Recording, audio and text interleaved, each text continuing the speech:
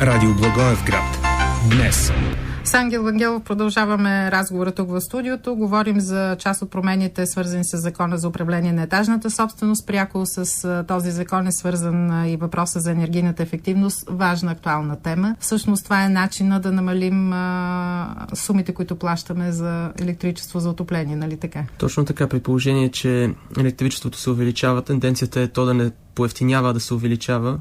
Смятам, че най-меко казано е глупаво да разхищаваме ресурси, без да се опитваме да спестим. Сега има оперативна програма регионално развитие и възможност да се санират, най-често казваме, блоковете. Всъщност говорим за кооперация. Да, говорим за многофамилни жилищни сгради, в които живеят повече от 6 домакинства, с отделни входове всеки един апартамент. Възможността е хората да се възползват от 50% финансиране. На практика те ще платят половината от разходите за саниране на тяхното жилище. Една много висок процент, сравнително висок в сравнение с другите европейски страни, в които са били приложени тези практики. Начините за кандидатстване, много важно е хората да се сдружат преди да кандидатстват.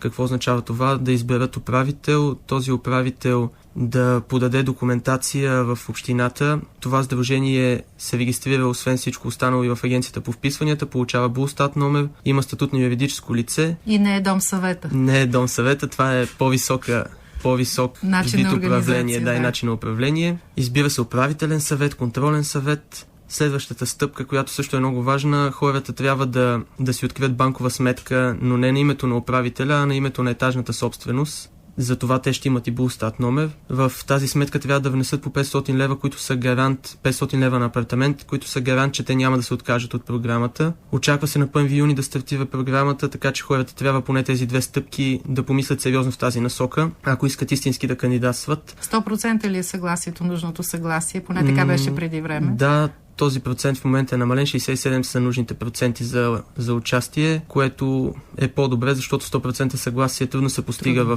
в една голяма сграда, винаги има някой, който е против. Трябва обаче да си има предвид, че ако има незаконно строителство, тогава отпада автоматично кандидатстването. Това е изключително важно, ако преди изобщо да се подготвя документацията, ако хората видят, че в техния блок има незаконно строителство, да речем, са усвоените тераси, които са често срещани. Не остъклени, а тераси усвоени, да. Усвоени. Това са тераси, които са влезли в площта на апартамента, те са зазидани с тухли и така нататък. Ако видят, че на някои от етажите има такава тераса, първо трябва да отстранят незаконното строителство и след това да подготвя документацията. Няма ли да откаже всички нас тази процедура, тези изисквания от тази иначе важна стъпка?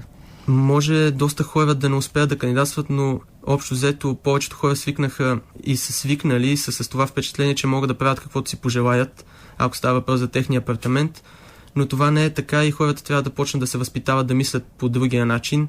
Това, че апартаментът е тяхен, не означава, че те могат да правят в него каквото пожелаят. Да блъскат носещи стени, примерно да преграждат тераси. Трябва да се съобразят с изискванията, което пък ако се замислят, би им спестило доста разправи, евентуално ако се случи нещо по-сериозно, не дай си Боже. Има ли кой да помогне в този процес? Ако кажем, че всички съсобственици са се събрали, изварели са този път, но все пак има нужда от подкрепа, от помощ, чисто методическа с документи. Да, ще бъдат. В момента тече процедура по избиране на регионални мениджъри.